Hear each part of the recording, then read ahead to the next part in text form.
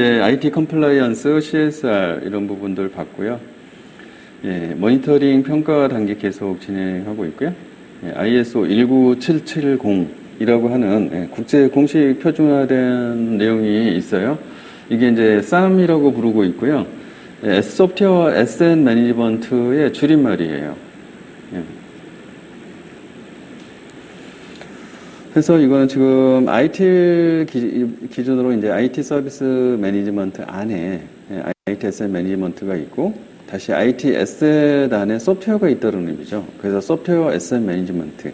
근데 소프트웨어 에셋 안에 중요한 것은 뭐냐면 소프트웨어 라이선스다라고 이야기를 하는 거예요. 이 라이선스의 이슈가 생겼을 때 문제가 된다라는 것 때문에 이제 이게 나온 거죠. 그래서 사실 이 부분도 이제 중요한 컴플라이언스 중에 하나예요. 일단은 SAM이라고 하는 것은 소프트웨어 에셋의 관리를 어떻게 할 거냐에 대한 건데, 주요한 핵심 키는 라이선스예요. 근데 이 라이선스가 어떤 문제를 일으키냐, 라이선스를 불법 라이선스를 기업이 쓰게 되면 민사인가요, 형사인가요? 형사입니다. 사장님이 새우랑 찹니다. 그리고 신문에 나면 굉장히 창피한 일이죠.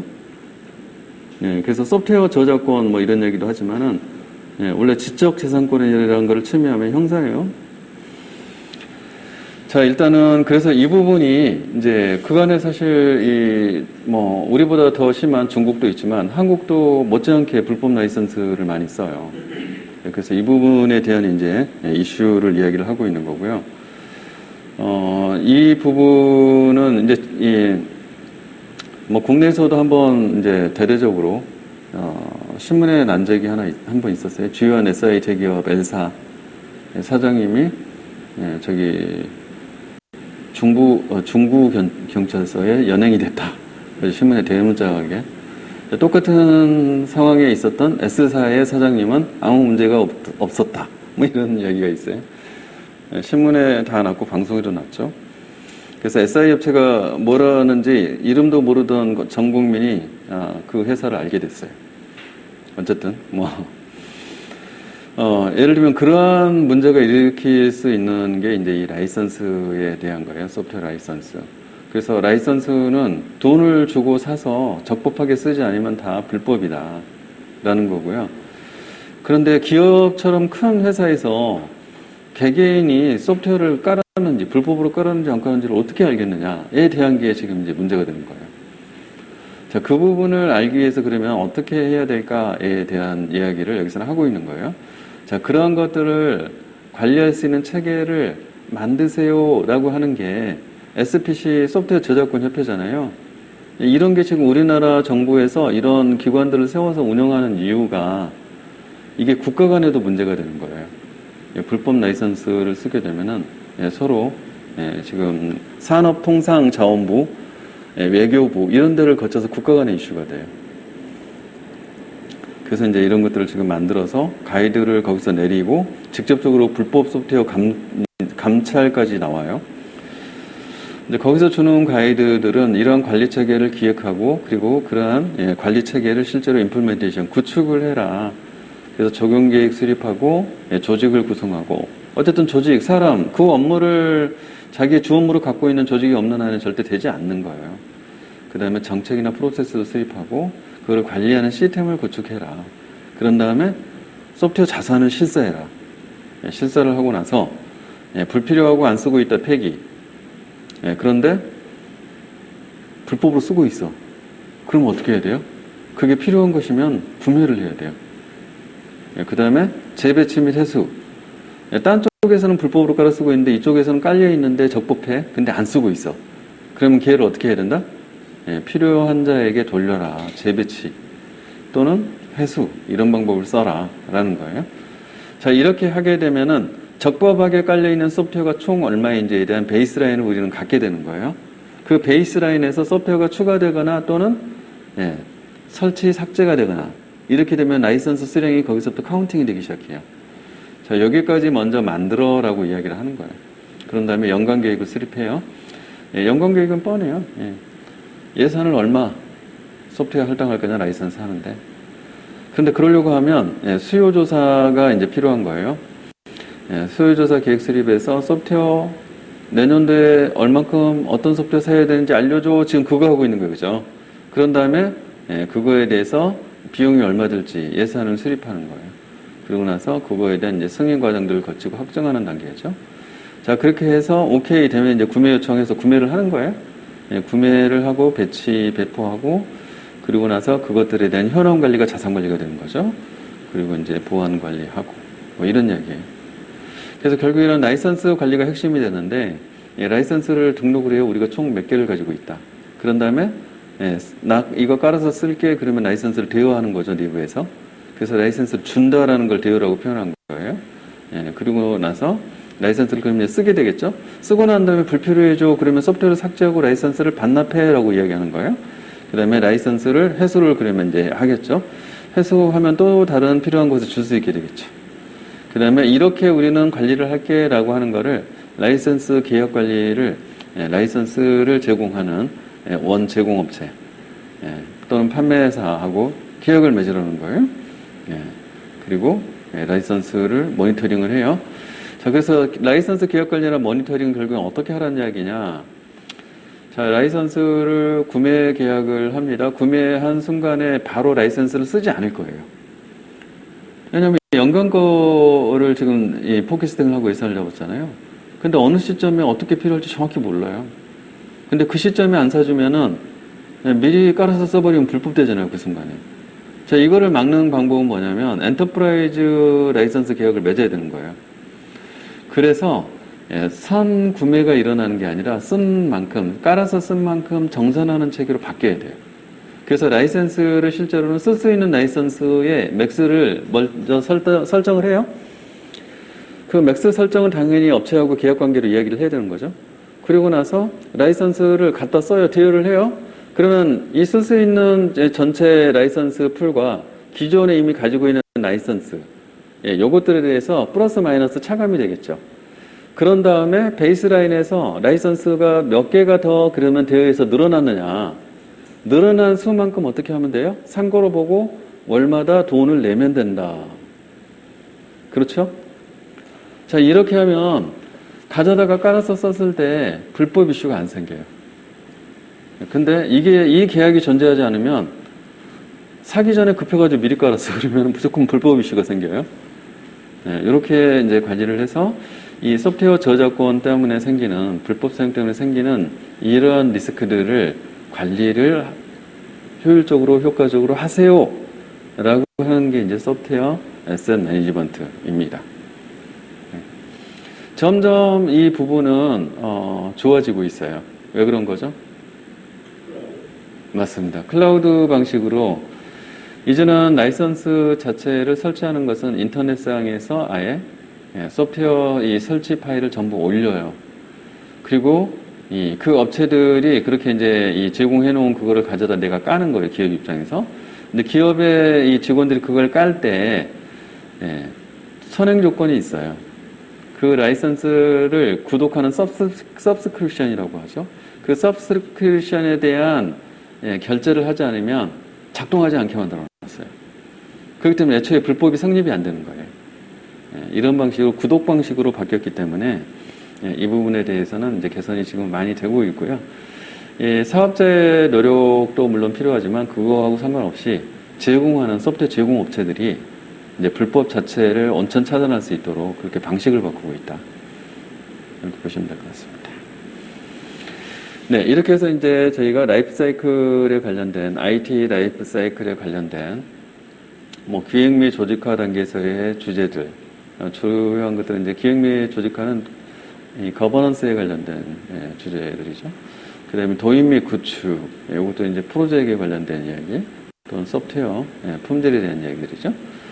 그 다음에 운영에 관련된 지원 및 운영, 이 부분에 대해서는 이제 SM이라고 우리가 부르고 있는 서비스 운영, 여기에 이제 집중이 되어 있는 거고, 그리고 이제 모니터링 및 평가라고 하는 부분은 근데 사실은 기획 및 조직화의 결과를 어떻게 평가할 거냐에 대한 것으로 매칭이 되지만 이제 실질적인 주제는 리스크를 얼만큼 IT가 방어를 했느냐. 사실 리스크가 다 해증이 됐고 방어가 됐다 그러면 어떻게 되는 거예요? IT가 원하는 대로 정상적으로 서비스가 수행이 됐다고 볼 수 있는 거죠. 그래서 그러한 리스크들이 무엇이 있고 어떻게 해칭하나라고 하는 것들을 모니터링 평가 쪽에 이제 주제를 넣어서 설명을 한 거예요. 그래서 제가 그 코빗에 있는 프로세스하고 제가 이렇게 구분해서 설명드린 그 주제들은 좀 달라요. 그래서 두 개가 일치하지 않기 때문에 그 부분은 제가 설명드린 것은 주요한 방어 방법, 코빗에서 말하는 할 일들의 프로세스에 대해서 어떻게 잘할 수 있나에 대한 대안, 그런 것들을 주제로 매핑해서 설명을 했다라고 이해하시면 될 것 같아요. 자, 이제는 경영 분석 및 혁신 쪽으로 넘어갑니다. 근데 이 부분은 사실 우리 IT하고 직접적으로 연관이 없다라고 여러분들이 생각할 수도 있어요. 그렇지만 이제 저희가 항상 IT가 가지고 있는 역량의 최상위 단계는 뭐냐면 비즈니스를 혁신하는 거예요. 근데 비즈니스를 혁신한다는 것은 비즈니스에 대한 분석, 그 다음에 그 분석을 통한 개선 또는 혁신, 이런 부분들을 전략적으로 어프로치할 수 있는 절차나 기법을 안다는 뜻이에요. 그러면 그거를 알아야만 우리 IT 기술을 거기에 접목해서 어떻게 그러한 목표를 달성할 수 있을까? 이거를 할 수 있다는 의미에서 이제 이 주제가 여기에 들어온 거고요. 그러한 이유 때문에 실제로 기술사 시험 문제에 굉장히 많이 출제되고 있는 영역이에요. 그래서 그런 부분들에 대한 설명이고요. 먼저 이제 경영 분석의 이제 경영 전략이라는 거를 이제 볼게요. 경영의 의미는 이제 설명을 했고, 전략도 이제 기존에 설명을 했어요. 싸움의 기술이잖아요. 근데 싸움의 기술은 뭐다? 선택과 집중이다. 라고 이제 말씀을 드렸어요. 모든 것을 다 이길 만큼 내가 자원과, 기간이 풍부하면은, 그러면은, 끝없이 자원을 쏟아부으면 이길 수 있어요. 그렇지만 이 세상은 유한하고 자원은, 턱없이 부족하기 때문에, 거기서 전략이 필요하게 된다. 선택과 집중이 필요하게 된다. 그런 이야기고, 결국에 경영 전략이라고 하는 것은 기업이라고 하는 게 독점이다. 그러면 경영 전략도 필요 없어요. 하지만 독점인 서비스나 제품은 세상에 없어요. 처음에는 독점일 수도 있지만 그 다음에 생겨요. 경쟁자가. 그렇기 때문에 경쟁자하고의 이 경쟁 그 자체가 마치 전쟁과 같다. 그래서 그 전쟁에서 어떻게 하면 효과적으로 승리할 수 있느냐. 이러한 부분들을 우리가 경영 전략이라고 부른다는 거예요. 그래서 이러한 경영 전략은 중장기 관점이다. 그리고 의사결정이 필요한 사항들이 최고 경영층이 중심이 된다는 거고, 그리고 기업이 결국에는 목표를 달성한다. 경쟁자가 항상 있다라는 거고, 경쟁자에 대한 비교 우위 확보를 하기 위한. 그래서 계획이나 의사결정이다라고 이제 부르는 거예요. 뭐 여러 가지 전략이 나뉘어요. 뭐 경영 전략, 기술 전략, 연구개발 전략 이런 식으로 부문별로 전략이 또 필요한 거죠. 자, 우리가 역사상으로 보면 1960년대, 70년대 이때는 이제 고도 성장, 사업력이 다가 뭐 이런 얘기가 나오는데 60, 70년대면은 2차 세계대전이 언제 끝났어요? 네, 일본이 패망했으니까 그죠? 네. 그래서 이 전 세계적인 전쟁이 끝난 시점 이후로 이제 재건의 과정과 그다음에 전쟁의 위협이 없는 과정에서 엄청나게 이 자원이 그때는 이제 파괴됐으니까 다 부족했죠. 그래서 기업이라고 하는 것은 공장을 세우고 필요로 하는 생활 물품을 만들면 무조건 팔리는 시절이고 없어서 못 파는 시절이에요. 그게 이제 이 60, 70년대의 고도 성장이라는 용어로 표현된 거예요. 어떠한 기업이든 공장을 세우고 물건을 만들면 그러면 무조건 팔리는데 없어서 못 팔았다. 그렇기 때문에 사실은 경영 전략이 필요 없어요. 근데 없어서 못 판다 그러면은 있으면 무조건 팔리네 그러면 어떻게 해야 돼요? 만드는 시설이 커야 돼요. 그래서 그때는 공장 시설을 넓히는 게 어떻게 늘려갈까? 이게 이제 전략인 거예요. 그래서 이제 중장기 경영 계획이라는 것은 땅 사서 공장을 얼만큼 어떻게 짓자 이런 게 다 중장기 경영 계획이죠. 그러다 보니까 너무나 바쁘게 물건들을 생산하니까 그리고 조직이 사람이 많이 필요해요. 그래서 계속 뽑아져 끼니까 막 중구난방식으로 조직이 관리가 되는 거예요. 그러다 보니까 결국에는 통합적으로 관리가 안 돼. 그래서 어떻게 한다? 다양한 경영 기능을 종합해서 조정할 필요가 생기는 거예요. 이제 이런 것들이 70년대의 이제 상황인 거고요. 이제 80년대로 넘어가요. 이제 이 70년대까지 물건을 막 만들면 팔리는 시대에 이제 얼마만큼 팔았어. 그러니까 이제 더 살 필요가 없는 이제 상황이 되기 시작해요. 왜냐면 어느 집이든 갔더니 TV는 다 있더라는 거죠. TV 더 만든다고 옛날처럼 안 팔리죠. 이런 이제 상황이라는 거예요. 그래서 경제 성장이 둔화된다라는 것은 그런 의미예요. 경제 성장은 뭐예요? 물건, 제품, 서비스가 몇 바퀴 돌았냐가 경제 성장이에요. 공장이 1년 동안에 1000만 대를 만들 건데 1년 동안에 한 바퀴 돌아서 1000만 대를 만들었어요. 이게 이제 경제 성장이잖아요. 근데 고도 성장한다. 그런데 그러면 어떻게 공장이 1년에 두 바퀴를 돌았어. 그러면 2000만 대가 만들어진 거예요. 그러면 2000만 대가 생산성이잖아요. 그 국가의 생산성이 올라간 거예요. 예를 들면 이런 것들을 우리가 이제 성장한다라고 이야기해요. 근데 그 성장이 둔화된다는 이야기는 수요가 점점 줄고 있다라고 이제 표현을 하는 거예요. 그러면서 경제 환경이 이제 불확실성이 높아지는 거고, 그 다음에 산업 구조는 그래서 경제 관계에서 아무래도 이제 고도화가 될 수밖에 없어요. 그러다 보니까 이제 체계화가 필요해서 시스템적인 접근. 그 다음에 산업 구조를 쳐다볼 필요가 없어요, 과거에는. 근데 쳐다봐야 돼, 왜? 경쟁자들이 잘 나가고 나가 뒤처지면 나는 이제 죽으니까. 그 다음에 경쟁 구조의 위상 분석, 포지셔닝이라고 하는 건데, 내 제품 또는 그 회사의 포지션, 이런 것들을 자꾸 비교를 할 수밖에 없어요. 왜? 내가 살아남아야 되니까. 자, 이때는 누구든 살아남을 수 있어 라는 거고, 내가 무리만 하지 않으면. 그런데 80년대에는 누구나 살아남을 수 있는 게 아니라 좀 더 비교의를 갖춘 자, 경쟁력을 갖춘 자가 살아남는다예요. 그러다 보니까 적을 분석할 수밖에 없는 거예요. 그리고 나서 모든 싸움에서 이길 수 없다. 무슨 물건이든 만들면 팔리던 시절이 아니에요.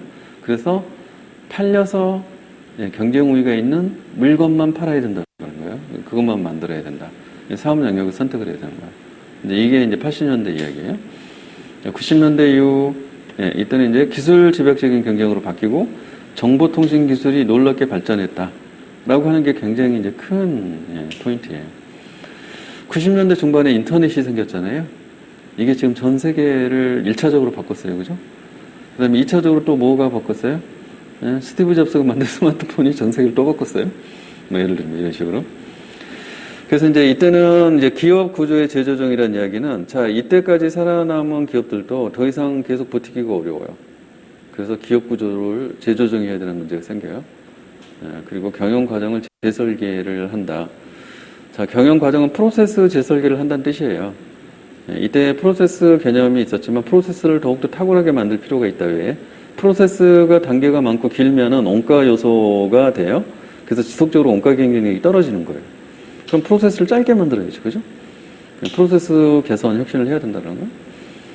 그 다음에 핵심 역량을 확보해야 된다. 코어 컴피턴시. 자, 우리의 핵심 사업이 무엇인가를 정의하는 것도 어려운데 그걸 정의하고 나면 거기에 핵심 역량이 무엇이냐. 이것도 정의할 필요가 있어요. 그래야만 살아남을 수 있다. 이게 이제 90년대, 2000년대 오면서 계속 이 과정들이 반복되고 있어요. 네, 그래서 이제 저희는 이제 기존에 써왔던 방법들이 현재도 유효해요. 다 이제 없어지고 불필요하다가 아니라 그런 방식은 케이스 바이 케이스로 다 필요합니다. 그래서 그런 전략을 수립하기 위해서 필요한 분석의 툴들, 그것들을 저희가 볼 거고요. 기본 분석은 우리가 수압 분석이라는 것을 주로 사용을 해요. 그리고 이제 포지션 관련된 이것들은 저희가 위상 분석이라는 걸 주로 사용을 해요. 그 다음에 가지고 있는 제품과 서비스를 어떻게 조합하느냐, 이건 포트폴리오라고 하는 거예요.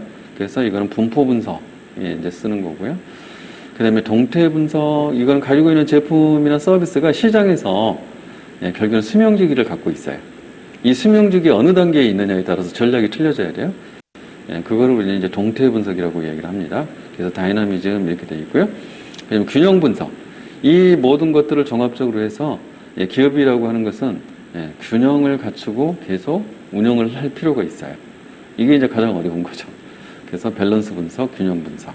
이런 것들까지 다 이제 종합적으로 했을 때 결국에는 경쟁력을 갖출 수 있는 전략을 도출할 수 있다. 뭐 이런 의미예요. 네, 수압 분석이 가장 기본적이면서도 가장 통합적으로 쓰이는 이제 전략 수립, 그리고 분석과 전략 수립에 쓰이는 방법이고요.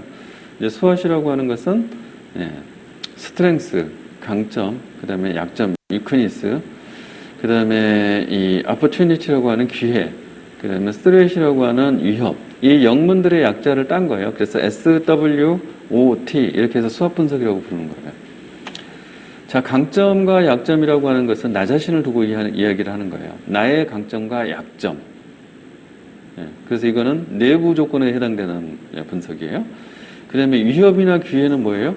밖에서 나를 향해서 날아오는 것들이 다. 그쵸? 예, 그래서 그러한 것들은 외부 환경에서 오는 위협과 기회이다.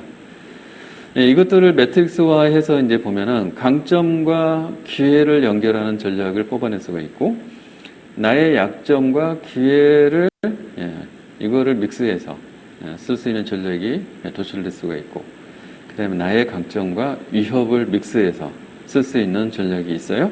그 다음에 나가 가지고 있는 양점, 그리고 위협에 대응하기 위한 대응 전략이 또 나올 수가 있어요.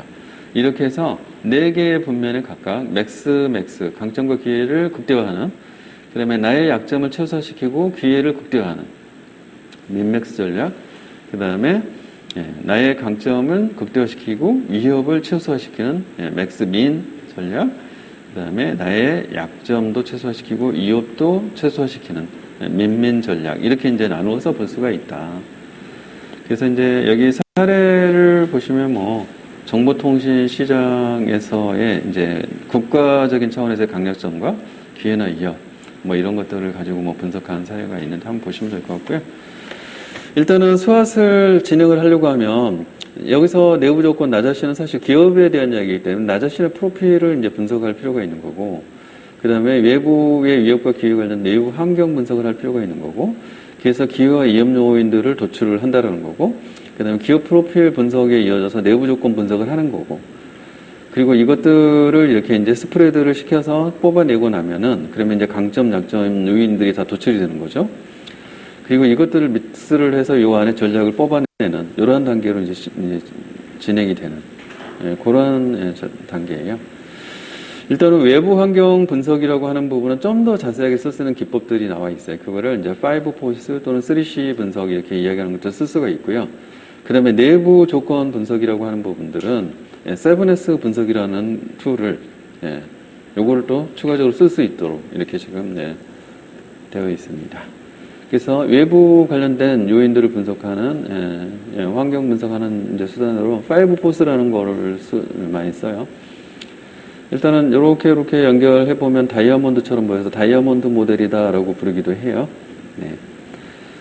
그래서 내부 경쟁자, 잠재 경쟁자, 공급자, 구매자, 그 다음에 대체품 이렇게 해서 산업 자체를 분석하는 거예요. 산업.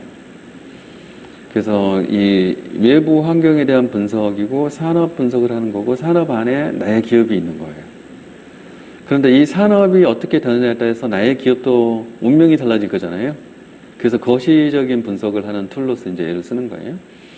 그래서 시장 내부의 경쟁자 간의 관계들, 그 다음에 이 시장에 실제로는 서플라이어, 부품이나 이런 것들을 공급하는 이 공급자의 힘, 그 다음에 바이어, 이 제품이나 서비스를 구매해주는 소비자죠.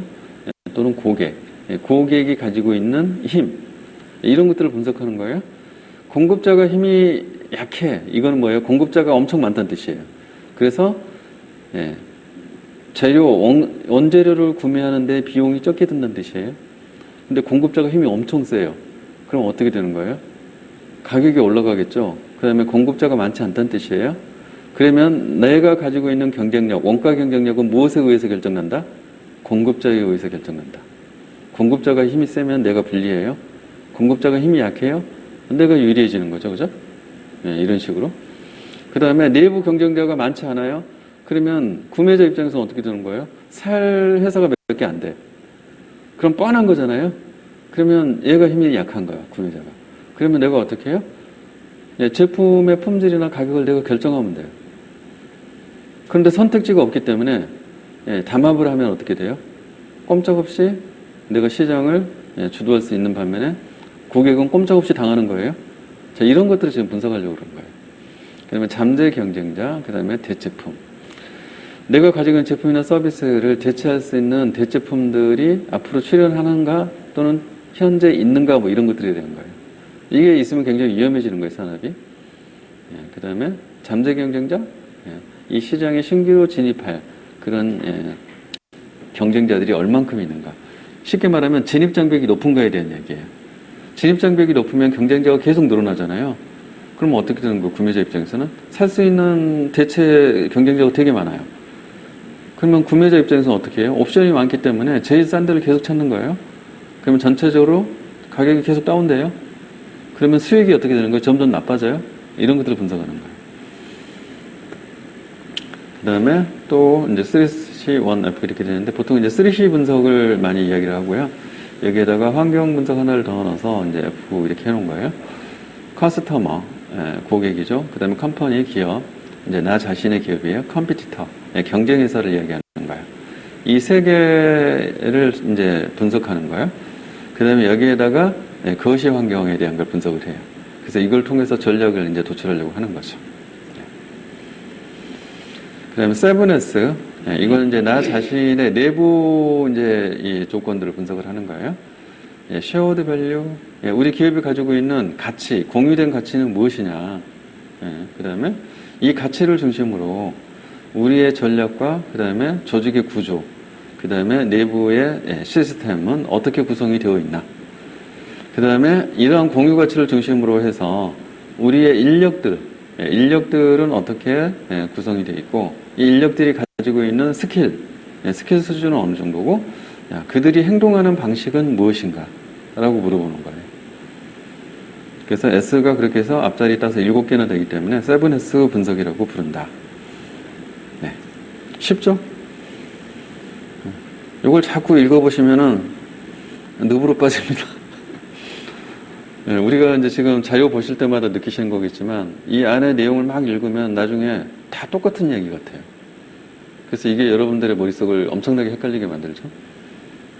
똑같은 걸 자꾸 구분해서 이거를 이해를 하려고 하면 이해가 안 돼요. 공부할 때 어려운 점들이 대부분 그런 것들이 많거든요. 그래서 지금 제가 설명한 거 있죠. 그 설명대로 단순하게 이해하시면은 그 정도 수준에서 조금만 더 개인의 경험이나 지식을 붙이면 돼요. 근데 이걸 열심히 읽고 하시면은 머리가 막 복잡해지면서 터질 것 같아요. 네. 그렇습니다. 7S 말씀을 드렸고요. 자, 이제 위상 분석. 자, 내가 가지고 있는 제품이나 서비스가 실제로 시장에서 어느 정도의 포지션에 있느냐라는 걸 분석해 보려고 하는 거예요. 그래서 제품 특성을 1, 2로 나누고, 그리고 나서 하이, 로우, 기준자를 하이, 로우 이렇게 측정 지표죠. 기준자를 두고 나의 제품, 그 다음에 경쟁 제품. 예를 들면 제품 특성 1은 그래서 기능성이라고 할 수도 있어요. 그죠? 그 다음에 제품 특성 2는 가격이라고 할 수도 있어요. 기능은 좋고 가격은 싸다. 이렇게 될 수 있죠. 그죠? 가격 경쟁이 높다는 건 싸다는 거죠. 예를 들면 이렇게 구분자들을 또는 뭐 이거는 뭐냐면 예를 들어서 제품 종류수, 그 다음에 시장 점유율 이렇게 바꿀 수도 있죠. 제품 종류수가 다양하고 시장 점유율이 높다. 예를 들면 뭐 이렇게 표현할 수 있는 거예요. 자, 이런 식으로 포지션을 분석을 하려고 하는 거예요. 지금 여기 사례에서의 자사 제품은 위상이 하이 디멘전에 있어요. 그래서 괜찮아요. 근데 나 강력한 경쟁 제품이 하나가 돼 있는 거예요. 그래서 얘만 이기면 돼요. 그래서 얘를 이기는 방법은 뭐예요? 내가 이렇게 올라가든지 아니면 나를 이렇게 당기든지 둘 중에 하나예요. 자, 이거를 이렇게 당기거나 또는 이렇게 우상향 당기거나, 자, 이거를 하기 위해서 우리는 어떠한 전략을 구사해야 되나, 어떠한 전략 과제를 수행해야 되나라는 것을 알기 위해서 이걸 하는 거예요. 반대로 내가 경쟁 제품 2야. 그럼 이거 머리 아픈 거죠. 그죠? 이건 뭐예요, 지금? 별반 경쟁력이 없고, 여기서 가격 포인트도 가격도 비싸. 가격 경쟁이 로우니까. 이러면 이거 이쪽으로 당겨야 되죠. 당기는데 엄청난 노력이 들어가겠죠? 그러면 포기해야 되나? 애가 조금 더 있으면 이렇게 밑으로, 로우로 내려갈 거잖아요. 이런 것들을 실제로는 결정할 수 있는 거예요. 이거 해보면. 이해되시죠? 그래서 이제 요인을 선정한다, 격자 매트릭스를 구성한다, 매핑을 한다.